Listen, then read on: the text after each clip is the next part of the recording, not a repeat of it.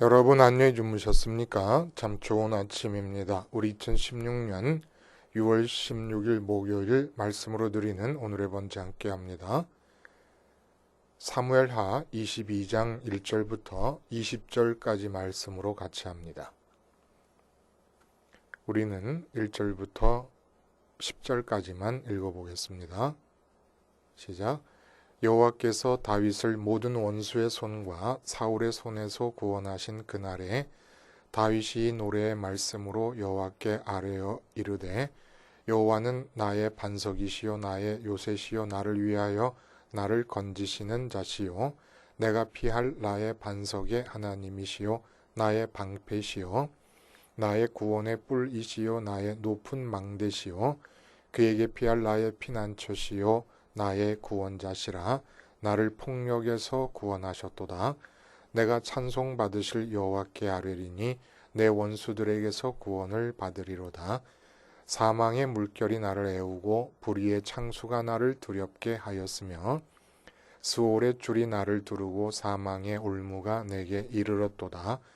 내가 환난 중에서 여호와께 아뢰며 나의 하나님께 아뢰었더니 그가 그의 성전에서 내 소리를 들으시며 나의 부르짖음이 그의 귀에 들렸도다. 이에 땅이 진동하고 떨며 하늘의 기초가 요동하고 흔들렸으니 그의 진노로 말미암음이로다. 그의 코에서 연기가 오르고 입에서 불이 나와 사름이여 그 불에 숯이 피었도다. 그가 또 하늘을 들이오고 강림하시니 그의 발 아래는 어두캄캄하였도다. 오늘 우리가 함께 읽은 말씀 중심으로 실천신앙의 진수, 무대 기피증이라는 제목의 하나님 말씀 증거합니다. 실천신앙의 진수, 무대 기피증. 무대 공포증이라고 하는 말을 우리가 잘 알고 있습니다. 그래서 기록을 한번 찾아봤더니 어떤 이야기들이 있느냐 하면 30여 년 전에 내한 공연을 한 유명한 소프라노 가수 군둘라 야노비치라는 분에 대한 이야기가 있더라고요. 저는 모르겠어요. 이 군둘라 야노비치라고 하는 분을 모르고 노래도 한번 들어본 적이 없는데 이분이 이제 공연을 하기 위해서 리허설을 했어요. 리허설을 했다는 것은 공연할 때에 모든 그 퍼포먼스를 다 처음부터 끝까지 미리 앞당겨서 한번 해보는 거 아닙니까? 그렇게 다 진짜 공연처럼 리허설을 한 뒤에 무대로 나가기 전에 포도주를 한 병의 반이나 마셨답니다. 그러니까 2분의 1병이 아니라 1과 2분의 1병을 마셨다는 거예요. 그리고 또 25년 전에 서울 호암 아트홀에서 그 공연을 한 샹송 가수 줄리엣 그레코는 꼬냑 한 병을 다 마시고 무대에 올라가서 노래를 불렀다고 합니다. 또 어떤 그 베를린 필하모닉의 호른 주자는 이렇게 말을 해요. 맥주를 한 2잔 정도 마시고 나면 호른을 연주할 때 고음을 내는데 아주 쉽다는 겁니다. 참 이해가 가지요. 우리도 가끔 사람들이 모여 있는 가운데 어쩌다가 내가 앞에 나서야 될 그런 상황이 주어질 때면 얼마나 긴장되고 두렵습니까? 근데 무대에 올라서야 되는 것, 카메라 앞에 서야 되는 것이 직업인 연예인들이 익숙해지질 않는다는 거예요. 계속 두렵고 연주를 하면 할수록, 공연을 하면 할수록 무대 공포증이 가라앉는 것이 아니라 더 심해서 심지어는 클래식 연주자들의 경우 25에서 30%까지가 무대 공포증을 극복하기 위해서 약물을 복용한다든지 알코올에 의존하는 경향성을 지니고 있다고 합니다. 자, 무대를 즐겨라. 도사가 된 거지요. 무대에서의 움직임이 일상적이 되어버리는 상황. 이제 진짜 연주자가 됐다고 할 수도 있겠어요.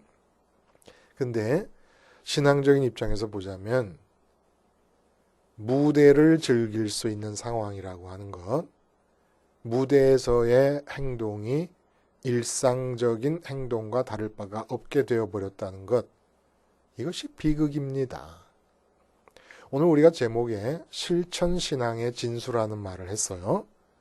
그러니까 신앙을 이론적으로 알거나 주일날 예배당 안에서 예배당과 관련된 일에서만 나타나는 그런 신앙이 아니라 실천신앙, 구체적인 이 세상의 삶의 현장에서 드러날 수 있는 신앙이 어떤 경우일 때 신앙의 진수라고 할 수 있겠냐는 겁니다. 그것은 무대 공포증 정도가 아니라 아예 무대를 기피하는 것이 실천신앙의 진수, 삶의 현장에서 신앙으로 살아갈 때 보여질 수 있는 최고의 신앙적 모습이라는 겁니다. 가장 본질적인 신앙의 모습이 무대 기피증을 통해서, 무대 기피증의 형태로 나타난다는 것이죠. 그래서 보면은 에덴에서 이제 사람이 최초의 삶의 무대를 제공받지 않습니까? 그러니까 삶의 현장을 무대라고 지금 저는 비유를 하고 있는 거예요. 근데 이 에덴에서의 삶은 에덴이라는 말의 뜻이 의미하는 바대로 기쁨의 삶을 사는 곳입니다. 네? 근데 그 기쁨이라는 거는 어제 기뻤다가 오늘은 사그러드는 빛이 바라는 그런 기쁨이 아니지요. 지속적으로 날마다 새로운 기쁨의 삶의 현장이 에덴이었는데 이 에덴에서 그렇게 색이 바래지 않는, 시들어지지 않는 날마다 새롭게 내 마음을 채우는 기쁨의 삶이 될 수 있으려면 아담과 하와가 무대 기피증 형태의 삶을 살았어야 됐다는 얘기입니다. 그래서 그 무대 기피증을 아담과 하와에게 부여하시기 위해서 만들어 놓은 장치가 선악과 나무였다는 거예요. 선악과 나무의 열매를 따먹지 않아서 내가 판단하지 못한다는 것은 무슨 얘기냐면, 가령 예를 들어서 내게 지금 사업이라고 하는 과제가 주어졌다. 그러면 선악과 열매를 따먹지 않습니다. 그러면 아무런 판단 능력이 발동되지 않고 있는 상황이에요. 판단 능력이 발동되지 않고 있다는 건 내게 좋은 것과 나쁜 것, 싫은 것과 잡아당기는 만한 가치가 있는 것, 이런 것들에 대한 판단이 서지 않는다는 건 무슨 얘기냐? 사업이라고 하는 삶의 무대를 올라서지 않는 겁니다. 내가 자식을 키운다. 근데 선악과를 안 따먹었다. 그러면 어떤 일이 벌어지냐? 내가 엄마나 아빠라고 하는 역할을 담당해야 될 무대에 올라서지 않겠다는 겁니다. 선악 판단을 안 한다는 얘기는. 그렇게 무대에서 아예 무대 공포증을 극복하고 무대에 올라가서 아버지 역할, 엄마 역할, 아니면 사장님 역할, 부장님 역할, 직장인 역할을 잘 해내는 것이 에덴의 조건이 아니라 직장인으로서 활동해야 될 무대, 사장님으로서 활동해야 될 사업체라는 무대, 엄마나 아빠로서 활동해야 될 자식 앞에서의 무대, 이 무대에 선악과를 따먹지 않음으로써 아예 올라가지를 않는 겁니다. 그래서 그 무대를 기피해버리는 거예요. 무대를 기피하면 어떤 삶이 주어지느냐? 시들지 않는 기쁨의 삶, 날마다 새로운 기쁨으로 마음이 채워지는 삶을 살 수 있었다는 겁니다. 근데 마귀가 들어서면서 어떻게 변했습니까? 삶의 무대가 너무너무 일상적인 느낌으로 다가오는 편안한 무대가 되어버렸습니다. 공포증 정도라도 남아있으면 좋으련만 내가 자식 앞에 서서 자식과 함께 있는 이 순간이 두려운 게 아니에요. 공포가 없어요. 내가 아버지고 내가 아들을 낳고 딸을 낳고 기르는데 거기에 무슨 공포증이 필요하냐는 겁니다. 그러니까 아버지와 자식지간이 그렇게 문제가 많고 탈이 많은 거예요. 남편으로서 아내를 바라볼 때 남편의 역할을 해야 되는 무대가 두려워야 돼요. 아니 아예 깊이 했어야 되는 거예요. 남편이라는 무대를 깊이 해야 되는 겁니다. 그래야 아내와의 관계가 에덴으로 될 텐데 내가 남편으로 있는데 편안합니다. 아내와 같이 있는데 아무런 공포와 두려움과 염려가 없습니다. 또 여자가 아내가 되는 일에서도 아무 두려움이 없는 거예요. 아내라고 하는 삶의 무대에 올라서는데 두려움이 아무것도 없어요. 이게 마귀가 해놓은 일이라는 거예요. 그래서 나타난 일이 뭔지 아십니까? 에덴이 없어졌어요. 기쁨이 없어졌다는 겁니다. 오늘 본문이 무슨 얘기를 하고 있는 것입니까? 다윗이 노래한 내용이 오늘 이 22장에 기록이 되어 있어요. 그 노래 중에서 우리는 절반만 오늘 따로 구분을 해낸 겁니다. 나머지 절반은 내일 할 거예요. 그러니까 이제 발전적으로 나가는 겁니다. 이 노래 내용들이. 근데 이 노래의 첫 부분에서 바로 이 무대 기피증에 관한 내용을 우리들 앞에 제시해주고 있다는 거예요.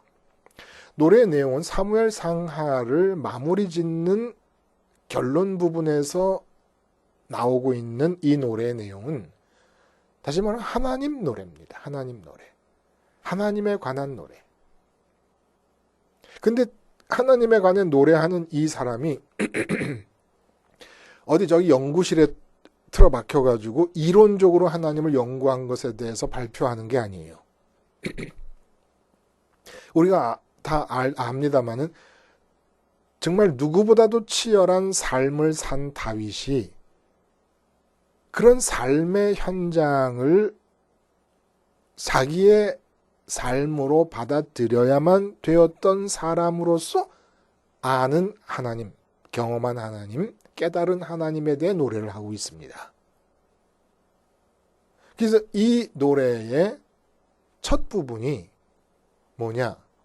바로 무대 기피증에 관한 이야기를 해주고 있는 거예요. 그러니까 그걸 구태여 이렇게 좀 구분을 해보자면 오늘 우리는 20절까지 이제 오늘 잘라냈습니다만은 1절은 이제 이런 노래의 말씀이 시작된다는 부분을 얘기하고 있고 2절부터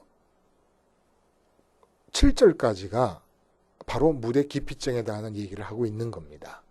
그리고 무대 기피증이 나타나면 그 다음엔 그 무대는 도대체 무대가 마련이 됐으니까 내 삶의 이 세상에서 내 삶의 무대라는 게 만들어졌으니까 누군가는 올라가야 되지 않겠습니까? 그 삶의 무대에 내가 무대 기피증을 통해서 무대에 올라서지도 않고 공포증 정도가 아니라 기피증 때문에 아예 무대에 안 올라서고 도망가 버렸다는 거예요. 도망가 버렸더니 내가 도망간 그 삶의 무대는 하나님이 이 땅에서 활동하시는 하나님의 무대가 되었더라라는 얘기입니다.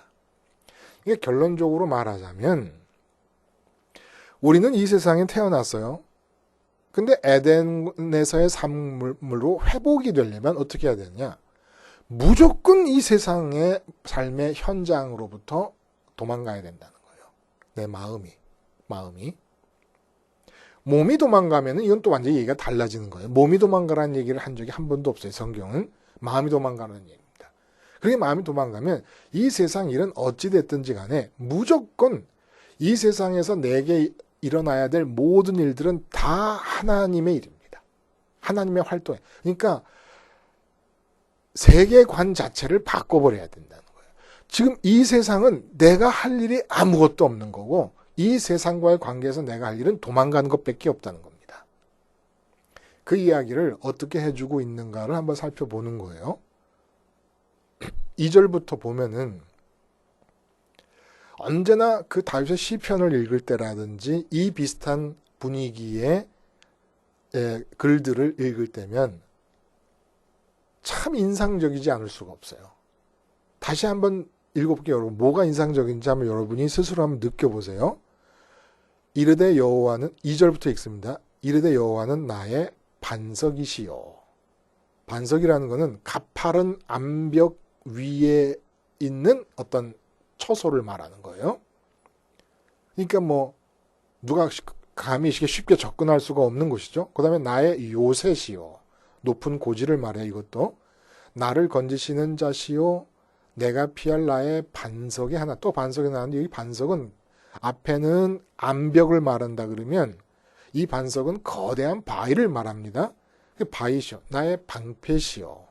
나의 구원의 뿌리시요. 나의 높은 망대이시요. 또 반복해요. 또 망대이시요. 그에게 피할 나의 피난처시요. 나의 구원자시라. 이 말이 도대체 어떤 특징들을 갖고 있는 것들인가를 우리가 알려면 여러분 오늘 본문은 아니지만 쭉 내려가서 한번 그 35절을 한번 보세요. 내 손을 가르쳐 싸우게 하시니 내 팔이 노화를 당기도다. 분위기가 좀 확 다르지 않습니까? 앞에서는 뭐 반석이시요, 요새시요, 망대시요, 피난처시요, 내가 피할 바위이시오. 계속해서 도망가는 얘기만 합니다. 피난 가는 얘기만 합니다. 그런데 지금 내일 할 부분에 보면 35절에 내 손을 가르쳐 싸우게 하신 내 팔이 노화를 당기도다. 그리고 38절은 내가 내 원수를 뒤쫓아 멸하였으며 그들을 무찌르기 전에는 돌이키지 아니하였나이다. 완전히 너무너무 적극적으로 분위기가 바뀌지 않습니까? 이렇게 바뀌는 이 상황까지 가는데 첫 단계가 도망가는 거예요. 피하는 겁니다. 무조건 피해요. 나의 반석이다. 나의 요새다. 나를 건지시는 자다. 그러니까 나는 빠져 있다는 겁니다. 내가 피할 나의 반석의 하나님이시다. 방패시다. 구원의 뿌리시고 높은 망대시고 그에게 피할 나의 피난처시다. 이렇게 얘기를 합니다. 그러면 이 피난 간다고 하는 도망간다고 하는 얘기 다 지금 피난 가는 얘기 도망가는 얘기를 하는 거예요. 글로 도망간다. 글로 도망간다. 그러니까 하나님은 나의 도망갈 처소다. 피난처다라는 얘기를 하는데 실제로 몸이 피난을 가기도 했습니다만은 다윗의 생애 속에서 이 다윗이 지금 피난처라고 말하는 것은 마음이 피난을 가는 걸 얘기합니다. 그럼 왜 마음이 이렇게 피난을 가야 되느냐라고 하는 질문을 해볼 수 있지 않습니까? 왜 이래야 되는 겁니까? 어제 한 얘기의 발전적인 내용이에요. 우리가 오감 마케팅과 오감 타깃팅을 얘기했어요. 타깃팅 하니까 잘 쌈박하게 어감이 안 들어와요. 우리는 타겟. 관역을 말하잖아요. 타겟. 근데 영어 발음식으로 하니까 타깃이 돼요. 타겟이 아니라. 그래서 오감 타겟팅인데 이 내용을 염두에 두면 오늘 내용이 쉽게 이해가 됩니다. 이 세상은 다윗에게 있어서는 어떤 곳이었느냐 하면 무조건 도망가야 되는 곳이에요. 왜 그러냐면 마음이 오감과 묶여있는 상태에서 오감이라고 하는 5개의 관문을 통해서 내용들이 쏟아져 들어오는데 눈과 귀와 코와 입과 이 촉각을 통해서 마음을 향해 내용들이 쏟아져 들어오는데 그 내용들이 다 뭐냐 하면은 오늘 본문에서 얘기하는 대로 사망의 물결이 나를 애우고 불의의 창수가 나를 두렵게 하는 것이라는 겁니다. 5절의 얘기대로. 스올의 줄이 나를 들고 지옥으로 나를 끌고 가는 줄이 나를 묶어버린다는 겁니다. 사망의 올무라는 거예요. 다. 내가 자식을 보면서 그 자식이 마음에 들어와서 오감의 관문을 마음에 들어와서 내 마음을 묶는다. 이걸 바로 이 다윗은 불의의 창수와 사망의 물결과 스올의 줄로 보는 겁니다. 이게 바로 다윗이 갖고 있었던 세계관이에요. 이 세상이 어떤 것이냐? 육체를 갖고 살고 있는 바람에 육체의 오감이라는 5개의 관문이 활짝 열린 상태에서 내 마음을 묶어서 지옥으로 끌고 가고 사망으로 끌고 가고 불의로 끌고 가는 어마어마한 영향력들이 쏟아져 들어온다는 겁니다. 그러니까 내가 육체를 가지고 누구를 만나든지 어떤 상황을 접하든지 다윗의 하는 일은 뭐냐면 무조건 마음이 도망가는 겁니다. 하나님께로. 이렇게 다윗이 아는 것이 뭐냐면 하나님께 가서 마음이 붙지 못하고 피난처이신 하나님께 가서 마음이 붙지 못하고 머물지 못하고 오감을 통해 들어오는 것들에게 마음이 묶인 상태로 생각하고 움직이고 말하는 것이 바로 사망이요, 불의요, 불의의 창수에 빠진 것이고 수월의 줄에 묶인 것이고 사망의 올무에 걸린 것이다. 이렇게 보는 겁니다. 다윗이 위대한 사람이에요. 위대하지만 대단한 것을 하는 것이 아닙니다. 오직 이 사람은 삶에 어려운 문제가 있으면 극복을 해야 위대한 자 아닙니까? 이순신 장군이 나라의 풍전등화의 위기를 극복하잖아요. 그래서 영웅이라고 그러지 않습니까? 근데 다윗은 이런 식으로 극복을 한 게 아니에요. 우린 자꾸 다윗의 위대함을 나라를 많이 정복하고 최고로 넓은 영토를 확보한 것에서 그 치적을 찾으려고 하는 경향성을 띠게 됩니다. 이게 바로 아직 다윗의 세계관을 갖고 있지 못하기 때문에 옛사람의 세계관을 갖고 다윗을 보고 있기 때문입니다. 다윗의 위대함은 거기 있는 게 아니었던 거예요.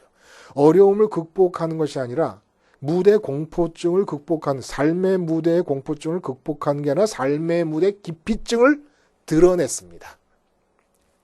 무조건 도망가서 하나님께로 가는 겁니다. 전쟁을 앞두고도 골리앗을 앞두고도 가족을 앞두고도 여자를 앞두고도 그러다가 한 번 밧세바라는 여자 앞에서 하나님께 피신하지 못한 거예요. 밧세바라는 그 영상이 시각을 통해서 들어오는데 이게 수월의 줄이고 사망의 창수고 불의의 창수인데 이것에서 도망가서 하나님께 피난처를 삼는 일을 한 번 못했는데 그 어마어마한 죄값이 벌어진 거예요. 그러니까 불의의 창수가 그대로 들어왔던 거죠. 다윗이 알고 있으면서 그만 넘어가 버린 겁니다. 여러분, 사업하세요? 그러면 사업이라고 하는 것이 내 시각과 내 청각과 내 촉각을 통해 들어와서 내 마음을 통째로 사로잡아 버리는 불의의 창수가 되고 사망의 올무가 되어버립니다. 지옥의 밧줄이 되어버립니다. 무조건 도망가는 거예요. 무조건 도망가는 거예요. 그러면 내가 사장님으로서 사업체를 운영해야 되고 내가 과장으로서 과장 자리를 지켜야 되는데 도망가면 어떻게 하겠다는 거냐. 무조건 내 마음이 과장으로서 해야 될 일에 머무는 것이 아니라 하나님께 머물면 어떻게 되느냐. 반드시 과장으로서 하루 일과를 시작하기 전에 오늘 하루 해야 될 모든 일을 이 무대를 두려워하는 것에서 더 나아가서 이 무대를 아예 도망가는 그래서 하나님께로 마음이 가는 일이 반드시 있어야 됩니다. 그래야 과장으로서의 삶이 에덴이 될 수 있습니다. 그러지 않으니까 내가 떠맡아야 되고 내가 해야 되는 거라고 생각하고 있으니까 과장으로서 사는 삶이 지옥인 거예요. 눈치 보는 삶이 돼버리고 기쁨이 없는 겁니다. 왜 이렇게 도망가라 그러느냐? 8절 이하에 8절부터 10절까지 내용은 어떤 내용이냐? 바로 내가 기피해서 도망간 그 무대에 말로만 듣던 이론적으로만 알던 조상으로부터만 들어왔던 그 하나님이 살아서 활동하시는 일이 일어나더라라는 얘기를 지금 노래로 하고 있는 겁니다. 그래서 이에 땅이 진동하고 8절 땅이 진동하고 떨며 하늘의 기초가 요동하고 흔들렸으니 그의 진노로 말미암으로다. 그의 코에서 연기가 오르고 입에서 불이 나와 사르며 그 불에 숯이 피었도다. 이게 다 무슨 얘기입니까? 땅이 진동하고 떨며 하늘의 기초가 요동했다는 얘기는 내가 기피해서 도망간 내 삶의 현장이라는 무대에 하나님이 내려와 활동하실 때 보니까 이 세상에서는 절대적으로 불변이다라고 할 만한 모든 것들이 하나님 앞에서는 초계와 같이 무너져서 사라지더라는 얘기야. 땅이 진동한다는 얘기야. 하늘의 기초가 요동한다. 그러니까 하나님이 내려와 활동할 때는 절대로 그럴 수밖에 없다는 것도 없고 절대로 안 된다는 것도 없고 인간들의 생각 속에서는 절대로 극복되지 않거나 절대로 일어날 수 없거나 하는 이런 모든 것들, 확고하다거나 그러니까 동해물이 마르고 백두산이 닳는 이런 일들이 하나님이 내려와서 활동할 때는 순식간에 일어날 수도 있다는 얘기입니다. 그래서 지금 세상이 무엇이냐? 하나님을 믿는다고 하는 사람에게서 세상이 무엇이냐? 그리고 이 세상에서 살고 있을 때 하나님이라는 존재는 어떠신 존재냐라는 걸 지금 오늘 이 첫 번째, 두 번째 부분에서 노래를 하고 있는 겁니다. 여러분 분명히 하세요. 세상은 어떤 곳이냐? 무조건 내 마음이 도망가요. 오감을 통해 들어오는 모든 재료가 마음에 닿기 전에 마음은 도망을 가야 됩니다. 그 도망가는 일을 다윗에게서 일어난 이 도망간 피난을 우리가 일상적으로 누구나 다 할 수 있도록 일어난 사건이 복음의 십자가 사건이에요. 그래서 마음에 어떻게 하느냐? 육체의 눈으로 보고 육체의 귀로 듣고 육체의 코로 맡고 육체의 입으로 맛보고 육체의 살갗으로 촉각이 작용되기 전에 마음에 십자가를 갖고 있는 겁니다. 십자가를 마음으로 먼저 보고 있으면 눈으로 보는 어떤 것들이 와도 내 마음은 십자가에서 죽으시고 부활하시고 승천하신 주님을 따라서 하나님께로 피난 가게 되어 있습니다. 마음으로 십자가를 보는 거예요. 마음으로는 십자가를 보면서 눈으로는 과장이 해야 될 일을 보는 거예요. 마음으로는 십자가를 보면서 자식을 보고 아내를 보고 남편을 보는 겁니다. 그러면 십자가를 보고 있는 마음은 그 무대로부터 기피해서 도망갑니다. 어디로? 하나님께로 갑니다. 왜냐하면 십자가에서 죽으신 예수님께서 부활하고 승천하셔서 하나님께로 갔기 때문에 그 길을 따라가는 거예요. 이게 피난길이에요. 이렇게 되면 땅이 진동하고 떨며 하늘의 기초가 요동하고 흔들렸다고 말하는 거죠. 한번 그 아래를 쭉 다 읽어보시길 바라는데 이렇게 하나님께서 살아계신 분이 이론으로 듣던 하나님이 아니라 말로만 하던 하나님이 아니라 실제로 내 삶을 당신의 무대로 삼으셔서 당신이 활동하시고 역사에 나가신다는 겁니다. 이 이야기를 하고 있는 거예요. 그리고 세 번째, 네 번째 단계로 노래가 전개되어 가는데 내일 한번 살펴봅니다. 어쨌든 오늘 중요한 것은